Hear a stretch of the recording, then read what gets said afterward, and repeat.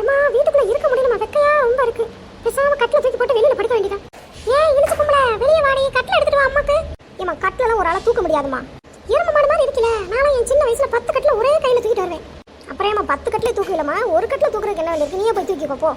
ஏன் தேத்து பேசாத, மண்டையை உடைச்சிருவேன். என்ன முடியுமா? ஏமா பத்திராளி, எதுக்கு எடுத்தாலும் என்ன வித்துக்கிட்டே இருக்காத. ஏமா இந்தாமா கட்டில பிடிமா, வாடி கொண்டு வந்து இங்கிட்டு போடு. என்ன முடியுமா? நானும் பக்கத்துல வந்து படுத்துக்குவா. இந்த அப்படி கால் ஓரமா அங்கிட்டு போய் படு. ஏன் பக்கத்துல வராதமா தாயே. இப்பதான் கொஞ்சம் நிம்மதியா இருக்கு. ஏன் இவ்வளவு நாள் நிம்மதி இல்லாம இருந்த? நீ வந்ததுக்கு அப்புறம் தான் ஏன் நிம்மதியா போச்சு? முடியுமா? அப்படி சாப்பிடறதுக்கு எதுவும் வச்சிருக்கியா? அதான் அந்த பழமொழி சொல்லுவாங்கல்ல, உட்கார இடம் கொடுத்தா படுக்க பாய் கேப்பாளுங்க, அந்த கதையா தான் இருக்கும் உனக்கு. சரி போனா போதே படுத்துட்டு போறான்னு சொன்னா சோறு அது இதுன்னு எல்லாத்தையும் கேப்பா. இல்சக்கா என்ன இங்க எல்லாம் படுத்து கிடக்காங்க ரோட்ல? ஆமாடி, நீ போய் உங்க வீட்டுல இரும்பு கட்டில் இருக்குல்ல, அதை எடுத்துட்டு வா. அப்படியே மெத்தையும் சேர்த்துட்டு வா, நம்ம இங்க ஓரமா படுப்போம். ஏக்கா இரும்பு கட்டெல்லாம் கெடா மாடு மாதிரி இருக்கும், அதெல்லாம் ஒரு ஆளை தூக்க முடியாது. ஏடி ஏதாச்சும் கயிறு கயிறு இருந்தாவது இழுத்துனாலும் எப்படியே தூக்கிட்டு வந்துரு. ஏன் வேமா வாடி. ஏக்கா பிடிங்கக்கா, தூக்க முடியலக்கா. ஏடி ஏடி காலை எடுடி மிதிச்சுக்கிட்டு இருக்க. ஏக்கா எப்பயுமே நான் தூங்கும் போது எங்க அம்மா மிதிச்சுக்கிட்டே தூங்குவேங்க்கா, அதனால அதே பழக்கம் வருதுக்கா. பேசாம உங்க அம்மா கூட்டிட்டு வா, கூட்டிட்டு வந்து மிதிச்சுக்கிட்டே இரு நீ ஓட்டுக்கு. இல்லக்கா பாவம், எங்க அம்மா நைட்டு ஃபுல்லு என்கிட்ட மிதி வாங்குறாங்க. இப்பயுமா மிதி வாங்கணும்? இல்ல அந்த பத்திராளி கடை சும்மா தான் இருக்கு, அதை போய் மிதி. அதுவே பாவம் போல கிடக்கு கிப்பி மண்டையை வச்சுக்கிட்டு. அந்த கிப்பி மண்டையை போய் என்னத்தை மிதிக்க சொல்றீங்க? இது என்னம்மா எல்லாம் குறுப்பா கட்டில போட்டு படுத்து கிடக்காளுங்க ரோட்ல. பத்திராளி பாட்டி என்ன இங்கே கிடக்கீங்க? ஏடி நான் சும்மா இந்த பக்கம் வந்தேன், சரி எல்லாரும் தூங்குனாங்க, சரி நம்மளும் படுத்து தூங்குவோன்னு சொல்லிட்டு இங்கே படுத்துட்டேன். என்ன ஒத்தரசா சுற்றி பார்த்துக்கிட்டே இருக்க?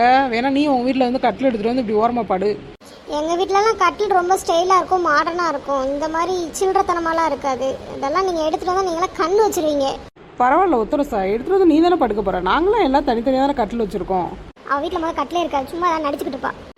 யார் சொன்னா என் வீட்டில் இல்லாத கட்டலா? இப்போ பாரு நான் எடுத்துகிட்டு வரேன். என்ன இங்கே வந்து படுத்து கிடக்கீங்க? ஏன்னா உன் வீட்டுக்கு வரட்டாமா? ஏசி போட்டு விட்றியா? எவ்வளோ நல்லா குழுக்குழுன்னு படுத்துருக்கீங்கல்ல, அதான் நானும் படுப்பேன்னு பார்த்தேன். இடம் பத்தாது போலையா? இரு உன் ஜோடி கட்டுக்கு ஒருத்தி வருவா, அவ கூட படுத்துக்கோ. என்ன உத்தரசா கட்டில் பழமா இருக்கு? இது என்ன பிள்ளை கட்டில் குச்சி குச்சியா இருக்கு, உடஞ்சி போட குச்சியா? இங்கே பாரு சிவப்பி, உனக்கு அவளை பற்றி தெரியாது. அவங்களாம் வசதியானவங்க, பெரிய சூப்பர் கட்டிலாக வச்சுருப்பாங்க. இதெல்லாம் ஒரு டெமோ பீஸ் தான். ஒரிஜினல் கட்டில் வந்து ஆணி கட்டில் வச்சுருப்பாங்க, ஆணியாக வச்சுருப்பாங்க. அந்த கட்டில் படுத்து உருளுவாங்க. ஒத்தரோசா என்ன ஒத்தரோசா? நான் தான் சொன்னேன்ல, எடுத்துகிட்டு வந்தாலே உங்கள் எல்லாருக்கன்னு என் கட்டிலில் தான் விழுகும்னு. ஆமாம், ஏன்னா புது கட்டில் வாங்கினா கூட போனோடனே காசு கொடுத்து சடக்குன்னு வாங்கிடலாம். இந்த மாதிரி உடஞ்ச கட்டிலாம் வாங்கினோன்னா இரும்பு கடைக்கு வெளியில் எப்படி 4-5 மாசமா உட்காந்துருக்கணும். உட்காந்து அப்புறம் எப்போ வீட்டுக்கு போகிறாரோ அதை பார்த்து தெரியாமல் நைஸாக திருடிட்டு ஓடி வரணும்ல. அதனால இது ரொம்ப வசதியான கட்டில் தான். இங்கே பாரு, இது ஒன்றும் பழைய இரும்பு கடையில் எடுத்துகிட்டு வந்ததில்ல. இது எங்கள் பாட்டி முப்பாட்டியோட கட்டில். பார்த்து ஒத்தரோசா, நெஞ்சு அடைச்சிடாம செத்து போயிட போற. அதான் சொல்லிட்டேன்ல, உங்களுக்குலாம் பொறாம. இதெல்லாம் தலைமுறையாக நாங்கள் வச்சு பாதுகாத்துக்கிட்டு வரோம். சரி சிவப்பி, ஒத்தரோசா துணைக்கு பக்கத்தில் படுத்துக்கோ. இந்த எரு மாடு இந்த கட்டில் படுத்து கட்டில் புறம் உடச்சி விடவா? நானே பொண்ணோ பூவோன்னு பொத்தி வச்சுக்கிட்டு இருக்கேன்.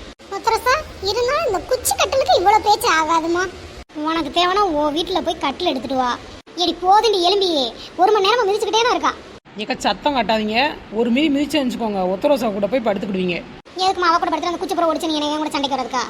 ஏய் ஏன்டி தோண கத்திக்கிட்டே இருக்கீங்க? வீட்டுக்குள்ள தான் நிம்மதி இல்லைன்னு வெளியில வந்து படுத்தா இங்கே வந்து கத்திக்கிட்டே இருக்கா? அவ வீட்டுக்கு போகடி. முனியம்மா நீ ரொம்ப கத்தாதம்மா, என் காதெல்லாம் வலிக்குது.